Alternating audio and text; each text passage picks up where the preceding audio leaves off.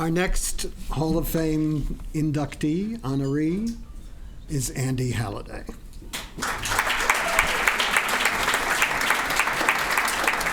And I'm so glad we're remembering him today. Andy Halliday was an actor, a playwright, and a pioneer of the downtown New York theater scene in the early 1980s. He was the living embodiment of the anarchic, mad, brave, and sensitive spirit of those scary and heady days. He had a beautiful and explosive sort of artistry. He moved his body like a dancer and his face like it was an elastic mask or a psychedelic cartoon. He could do anything with it. Andy first met Charles Busch when they were kids at theater camp, and in their first collaboration, when they were 12 and 14 years old, they played Baby June's Dancing Newsboys in the camp production of Gypsy. Charles will affirm that. And I think, I also read that Charles was uncertain about the tap number, but Andy got him through it. Or at least that's what he claimed. I don't know. Maybe you taught him how to tap it. Andy first met, sometime later, when Charles secured some performance lots at the Limbo Lounge on East 9th Street, the first actor he called was Andy. In those days, the now very charming and she East Village was terrifying. Terrifying. And the Limbo Lounge had no actors' bathrooms and no dressing rooms at all. They used to put on their makeup in Thompson Square Park. But what it did offer was a very hip audience and the freedom to make art with reckless abandon. And soon there were lines around the block for the 11 p.m. performances of Vampire Lesbians of Sodom. Andy playing Etienne, the high-strung and frantic butler whose uniform included a G-string, high heels, and fishnet stockings. When Vampire Lesbians of Sodom transferred to the Provincetown Playhouse, the critics went mad for Andy. He became Charles's long-term collaborator and muse, starring alongside with Charles and the wonderful Julie Halston in Psycho Beach Party, The Lady in Question, Red Scare on Sunset, and You Should Be So Lucky. All amazing, wonderful shows. Andy wrote his own plays, outrageous comedies like here's a title, Those Muscle-Bound Cowboys from Snake Pit Gulch. Is it a musical or a Western? I don't know.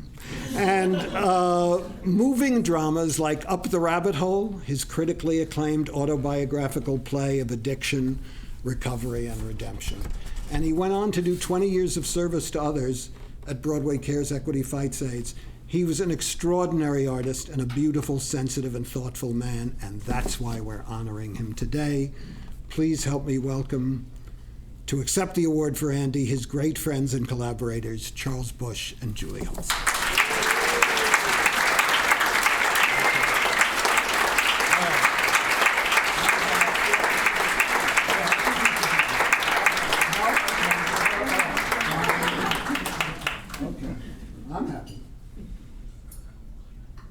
Oh my gosh.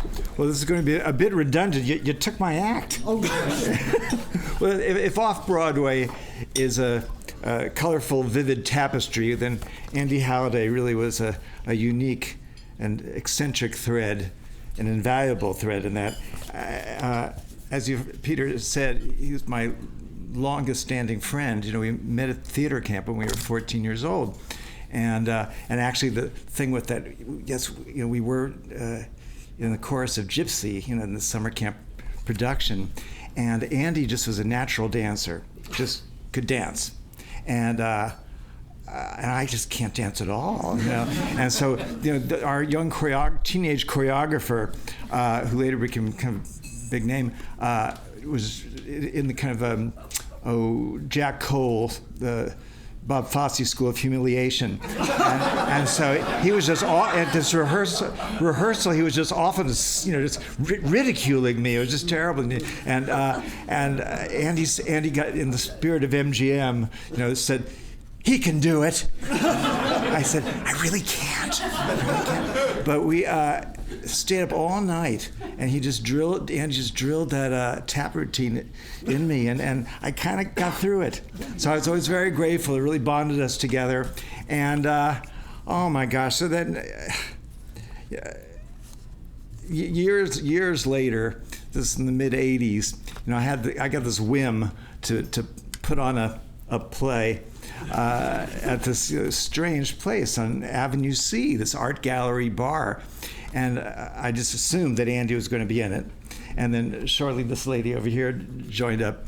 And it was just a glorious period for us. And a miracle occurred that somehow Vampire Lesbians of Sodom transferred off Broadway and ran 5 years. I mean, it was just a true miracle. Andy really was an inspiration. He had such originality. Just everything about him was he didn't look like anybody else. He didn't move like anyone else, and it was just a joy as a playwright to create roles for him. And oh my gosh, over the years, I mean, he played the frenzied butler to a vampire lesbian actress. Which many of you, I'm sure, can identify with. He was a closeted surfer on Saigo Beach, a raging Nazi 14-year-old girl, an overtaxed soothsayer to Queen Cleopatra. And Times Square Angel, the very embittered nightclub chanteuse on her last legs. And I have to tell you, though, after Andy's death a few months ago, there was such an outpouring of affection and respect for him on social media, and it was so interesting too how so many people were specific on remembering line readings, facial expressions, just moments from performances going back over 30 years, and he really just had this. He was unforgettable, and part of it I think was there was an honesty in his willingness to expose a kind of rawness of his feelings, and there's a kind of a wounded vulnerability about him that it gave a gravitas and a sensitivity to these outrageous characters, and so in that way I think he is just unforgettable and so deserving of this honor. And now Julie's going to continue. Well, first of all, we put our makeup on in Teresa Marlowe's apartment, which I think was like in Staten Island at that point. It was so far away from anything. It's very, very touching that we are here today. Charles and I were the very first recipients of this Off-Broadway Theater Alliance Award, so it's very moving to us, and dare I say, sad, that we are also honoring him posthumously. But we're very thankful that you're honoring our friend and colleague, Andy Halliday. I met Andy in 1983 when I joined the embryonic company of Theater in Limbo. Andy was definitely a man of opposites. He was very timid, but he had very definite opinions about movies and movie stars and who was good and who wasn't. And he had a rather extensive knowledge of MGM musicals.